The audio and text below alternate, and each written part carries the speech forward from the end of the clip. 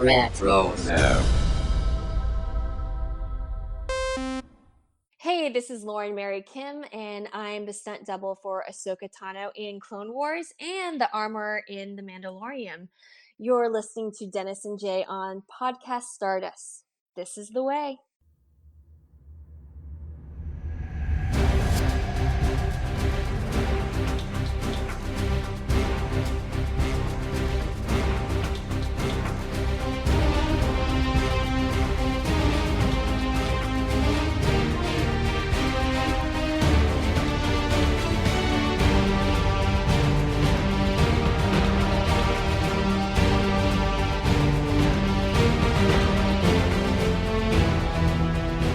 Welcome to Podcast Stardust. This is the fully armed and operational podcast dedicated to Star Wars news, reviews, and discussion. I'm Dennis Keithley. And I'm Jay Krebs. Happy Friday. So we're going to start off this weekend with a look at some recent Star Wars news. But before we do that, Jay, remind everybody what our social media contacts are. Absolutely, Dennis. We are on Facebook, Instagram, and X at Podcast Stardust. All right. The digital line, the signal's boosted to maximum output, the shield is down, and we're now broadcasting to the galaxy. So as has been the case for the last few weeks, there's not a whole lot to share, but we are going to go ahead and get into what there is. First, we are getting ready for the 10th anniversary of the reunion of Star Wars and Marvel Comics. So it was January 2015 when Marvel reacquired the license, which, let's just talk about corporate synergy here for a second. That's what happened there. And took over publishing the main Star Wars titles from Dark Horse. And they started off, as I think we kind of mentioned recently, with a 2 ongoing series, which was a Star Wars title written by Jason Aaron and a Darth Vader title written by Kieran Gillen. And they are going to commemorate this anniversary with a Star Wars one-shot called A New Legacy, arriving on January 29th. And it will contain stories by Charles Soule, Jason Aaron, and Kieran Gillen. And they're going to be bringing together all kinds of characters and focusing, it looks like, on the ones that kind of originated or featured in these comics. So, for instance, Jay, we've got Charles Soule's story. It's going to have art by Ramon Rosanas. And the description is Darth Vader, Grand Moff Tarkin, and some other high-ranking Imperials are gathering on Alderaan to honor Emperor Palpatine. Interesting choice. Yeah. And Dr. Aphra and Sana Staros just happen to be there attempting to pull off a heist. Meanwhile, Valance, a bounty hunter who actually originated in the first run of Marvel Comics, but has been the key character in the Bounty Hunter series that wrapped up earlier this year, it happens to be on their trail. And there is a Sith artifact in the mix, which is likely the Mask of Momin, which we've talked about on this show. Okay. And we can also expect appearances by Chana Shah, Rick Duel, Commander Zara, the Togs, and other characters that have been featured in Star Wars comics recently. So that is the Charles Soule story. Before we get into the other two, what do you think about the sounds of that one? Oh, it's very interesting. Like you said, the placement of the setting on Alderaan to honor Emperor Palpatine. So, a lot of these, as you said, there's definitely some tie-ins to a lot of the other material that we've definitely talked about here on the show. And I'm not as familiar with some of the earlier comics that this is tied into, but I'm definitely familiar with a lot of the characters. So it'll be really interesting. I know you have a lot of history with it, though. So what do you think? Well, this, the beginning of this description is like a who's who of that first year of Star Wars comics, because Darth Vader featuring in his own, and then Aphra, he was introduced, I believe, in issue 3 of that first run on Darth Vader, and she was kind of his lackey there for a number of years, and then Sana Staros came into the picture. Valance has been big involved. The Mask of Momin was actually introduced in the Lando miniseries that came out in 2015. Oh, okay. I didn't realize that. Yeah, before we got to see that in the Darth Vader comic that Charles Soule wrote, he introduced it. He also wrote the Lando series. So, this is like the best of Charles Soule. Chana Cha is a bounty hunter that was in that Lando series. And this is quite interesting. So, yeah, I'm really excited for that one because I'm just a big Charles Soule fan, for one. And then the Darth Vader, his work on Darth Vader was fantastic. And of course, can't go wrong with Dr. Aphra. Oh, for sure. Yeah. So the second story is from Jason Aaron with art by Leonard Kirk. And it is a new story about Scar Squadron, which as coincidentally known as Task Force 99, not to be confused with Yeah. Clone Force 99, different guys. I can't remember. Have we ever talked about Scar Squadron here on the show? I think in passing, but it's not something that we've really dove into. Hmm.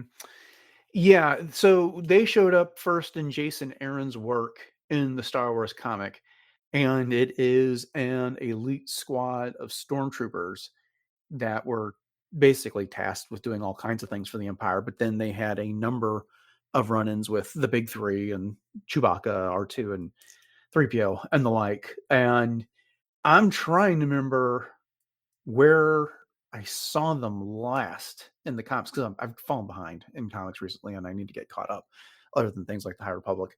And they may have been abandoned on a planet somewhere. So it'd be curious to see if they got. It hadn't even occurred to me that they just kind of went missing in this. So Hmm. getting a new story about them should be fascinating. Yeah, for sure. Do you think it's kind of like, I don't know if weird is the word, but the 99 is both used here and, for Clone Force 99? Do you think that there's any tie-in whatsoever?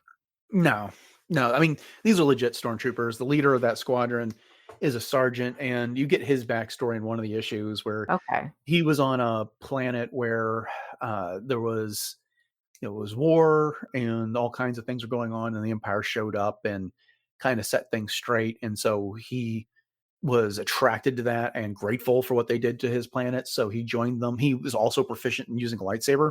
Mm, So in one issue, the sergeant was actually giving Luke some saber training for an arena on Nalhutta, where Luke was at the moment. Gracchus the Hutt's arena, as a matter of fact. I think we've talked about him before too. hmm. Yep, So yep. yeah, there's no real relationship other than the fact that they have Force 99 in their names. Gotcha. But it is an interesting coincidence. It jumped Yeah, out to me for the first time because I'd actually never thought of them as Task Force 99. I'd always thought of them as the Scar Scar Squadron. Squadron. Yeah, Right. yeah. And then that came up. So I guess Interesting. Dave Filoni kind of commandeered it. So. Yeah, indeed. Hmm. And then the third story is from Kieran Gillen and Salva Espin doing the art. And this is a new Darth Vader and Dr. Aphra story, also featuring what has been described as a perilous game between 000, BT1, and Kersantin. So, yay, more Aphra. Yeah. There were some really great stories between Aphra and Vader back in the Vader comic days. And then, of course, he's shown up a time or two in Aphra's ongoing title before it ended. And then in various crossovers, they've nearly run into each other as well. Hmm. So, Hmm. yeah, I'll be interested to see what they get up to in this one. Oh yeah, for sure. And I love this whole combination of these characters specifically because Hmm. it just works so well in the comics, and I've always enjoyed all the stories that contain each one of these characters. So that'll be a good one. Yeah, I already liked Kersantin when he was Aphra's minion in the Right. comics, but I just grew to like him even more when he showed up in the Book of Boba Fett. Oh, for sure. Yeah, I'll never So, forget that night that premiered. yeah. I've told the story. I literally threw a pillow across the room. It was like, "Shut the front door. It's Chrissy." Yeah, yeah. So, yeah, it's cool that they're doing this because they've moved on to the maxi series that they're doing, or that's three different series that they're ultimately end up in the Battle of Jakku, Mhm. which we had talked about, and I know that's underway. I've seen people starting to post reviews. I'm kind of waiting for those to show up on Marvel Unlimited, which I have a subscription to, so I can read them there. And but I'm looking forward to seeing what's going on. But so far, it sounds like there's some pretty good reaction to that. I know the Operation Cinder showing up there, and but with all that being said, I don't think the likes of Aphra, 000, BT1, Chrysanthemum, and Valance, and these other characters have really been addressed as what's going to happen to them after Mhm. Return of the Jedi. So Right. getting some more content featuring them is always welcome. Oh, for sure. Yeah, bring it on. Okay. Well, then the other story we've got is another celebrity guest has been announced for Star Wars Celebration Japan 2025, and that would be Galen Erso himself, also known as Mads Mikkelsen. He starred in Rogue One, and yeah, so he'll be making the trip to Japan and joining the previously announced guests that include Alan Tudyk, Manny Jacinto, Daniel Logan, Anthony Daniels, Tamara Morrison, Doug Chain, and Ashley Eckstein. Cool. So, have you met Mads before? No, I have not. And I don't know if he was at Was he at at Celebration when we were there the last time for 2022? I'm not You sure that he's remember? been to a stateside celebration. I feel Yeah, like that's he's what I shown up figured. in the London celebrations. Mhm. I mean, I know he did in the 2018 one because he was there to help promote Rogue One. Mhm. And then I think he showed up at the last one as well, but don't quote me on that. Mhm. Mhm. No, that's a really good get for them. Yeah, and they're getting him to go all the way to Japan. So, Right. that's I mean, the likes of Tamara Morrison, I mean, he's got to hop over from New Zealand, which is not quite the Right. trip. But for a lot of people, this is going to be a big commitment weekend. So Mhm. I'll be curious to see who else they bring over. I'm guessing we're going to see a lot more of the cast for The Mandalorian and Grogu will be Mhm. there. We've kind of talked about this in the past as guests have been announced, but the Skeleton Crew cast will Oh, likely yeah. be there. I would not be surprised if we get the cast from Andor season 2 showing up, because that should be coming out sometime next year as well. I'm thinking there might be more announcements about the second season of Ahsoka, so would be surprising to see Rosario Dawson and the like. But and then if there's any type of animation announcement going on, Yeah, which we hope then for.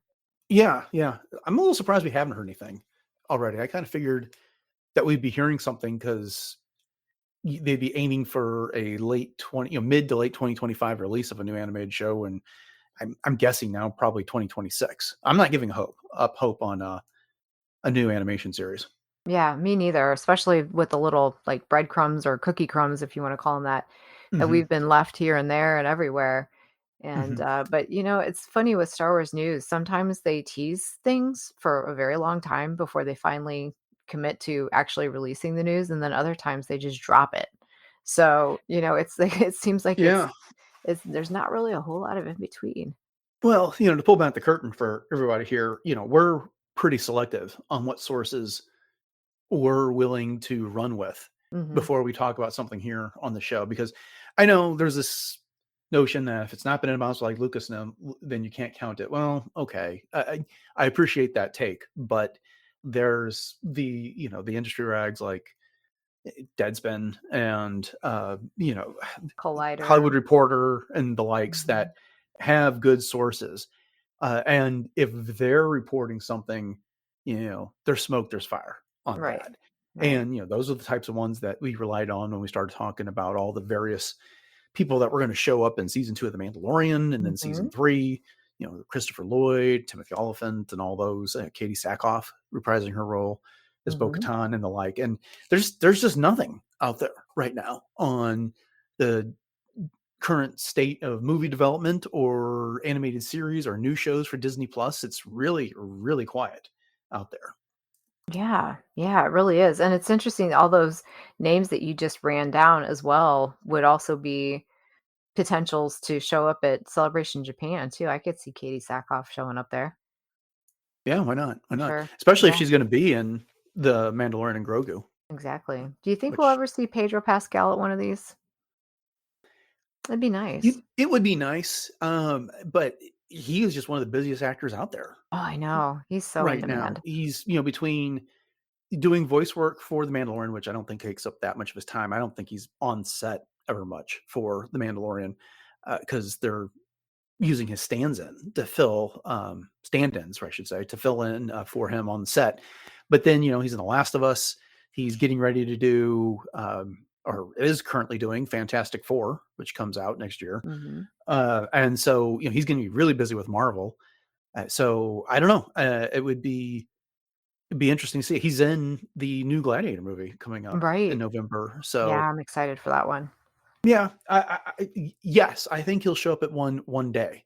Well, he was at now that I think about it, he was actually at Celebration in 2019 in Chicago. He just wasn't doing any signings That's right. That's right. He was because he when was. on the Mandalorian panel. Yeah, because it was him, um, Carl Weathers, Gina Carano, Dave Filoni, John Favreau, Mhm. Right. and am I missing in one? But I feel like that's the people who showed up for that. Yeah, I think you're right. Yeah, that's the Yeah, one where Colby One and I, and we all did, but we had to freeze in the sleet of April in Chicago to get over to that panel. yeah. Yep. I gotta tell you, I'm a little surprised that you normally when about this time or so that I'm starting to like feel like I'm missing out on what's going to be coming up and upcoming on an upcoming celebration. I'm just kind of not feeling that way this time. Yeah, I'm with And you. and I'm not sure entirely why that is. And I think part of it is simply that Japan is so hard to get to, for Hmm. one, that was going to be a logistic hurdle that I knew I just likely wasn't going to clear because of the time commitment. And we've talked about this before. I don't want to go to Japan just to spend 3 or 4 days in a convention center. If I'm going to go to Japan, I want to spend more time in Japan, but I'm not sure I could have afforded to take the time to do that Hmm. at the time of celebration. So that was one thing. But they're just, it's kind of we've been alluding to over the course of this conversation. We know they've announced these 3 movies. They've been very, very quiet on them. We know, and then they announced The Mandalorian and Grogu, leapfrog all 3 that they announced at the last Right. celebration, and it's the first movie that's going to get made.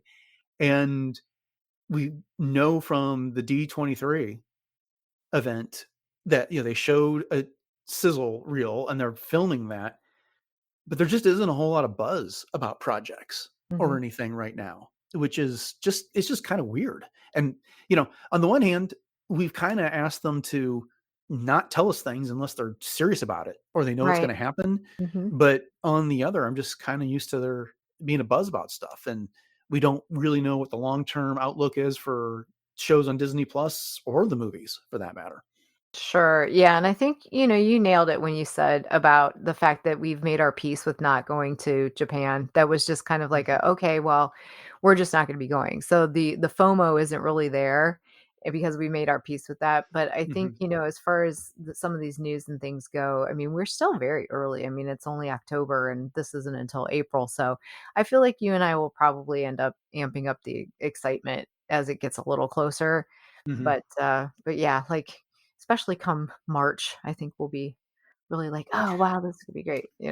Sure. And at that point, we'll start to have a better idea of more guests that are going to be there, and they'll probably have some hints about things that are going to happen on the Galaxy, assuming they use all the stage names, the Galaxy stage, et cetera, and the Mhm. like. And so that'll help.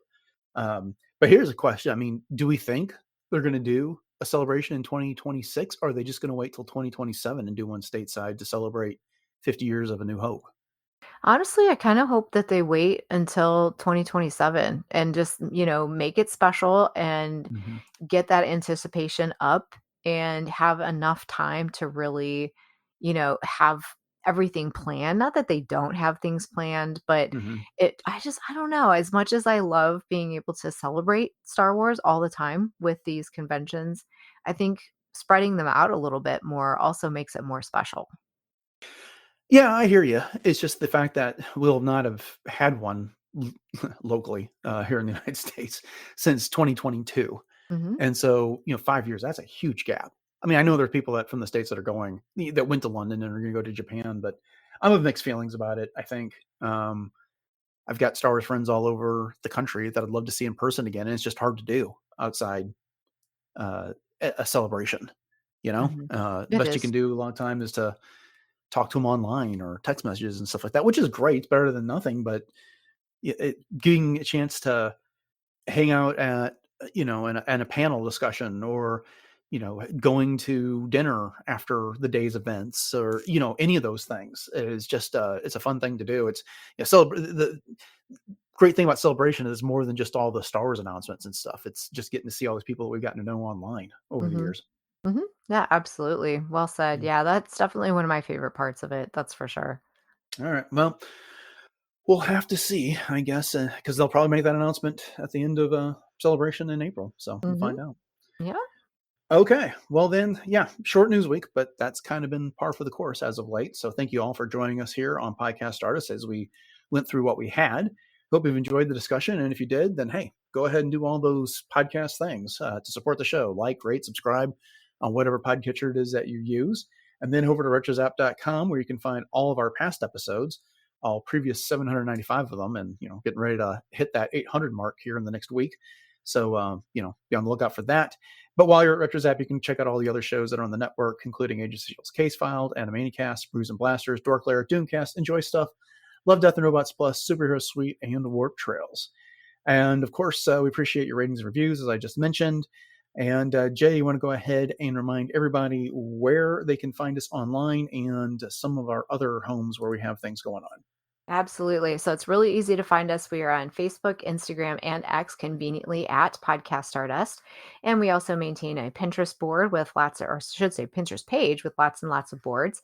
And then we also have our two YouTube outlets, which is the traditional YouTube as well as YouTube Music. So head over to both of those, like, subscribe, and share those out. And you can definitely find us on all of the other platforms as well. And so Spotify, iTunes, as Dennis was mentioning, even Audible. So anywhere that you can share the show out and let people find us would be great. And then we're also on Discord. So if you're up for some real time chatter, we are just one of many different rooms over on the Retrozep Discord server. And then we also have a TeePublic store where you can find one of 7 different show logo designs that are available on many kinds of things, from t-shirts and sweatshirts to different kinds of home goods. And so the link to that will be in our show notes as well. All right. Jay, remind everybody what you got going on in cosplay before we get out of here. Oh, sure. Yeah. So I just wrapped up another appearance in New Philadelphia over this last weekend. And so I have a post up about that, supporting arts in Tuscarawas County, Ohio. And so my next big one will be in Columbus in December at GalaxyCon, where I keep saying I get to see Hayden again. So I'm very excited about that. But until then, you can catch me on my Instagram, which is at j.snipscosplay. And you can see all of the things that I'm up to as Ahsoka and Hera, the Fourth Sister, my Mandalorian, and more. Okay. Coming on the show on Monday, we're getting back into the Clone Wars rewatch. And then on Wednesday, we will be getting back into our year-long series looking at The Phantom Menace for its 25th anniversary. And we got a couple good guests lined up for that. So thanks for listening to episode 796 of Podcast Stardust, everyone. Have a great weekend. And until next time, may the Force be with you.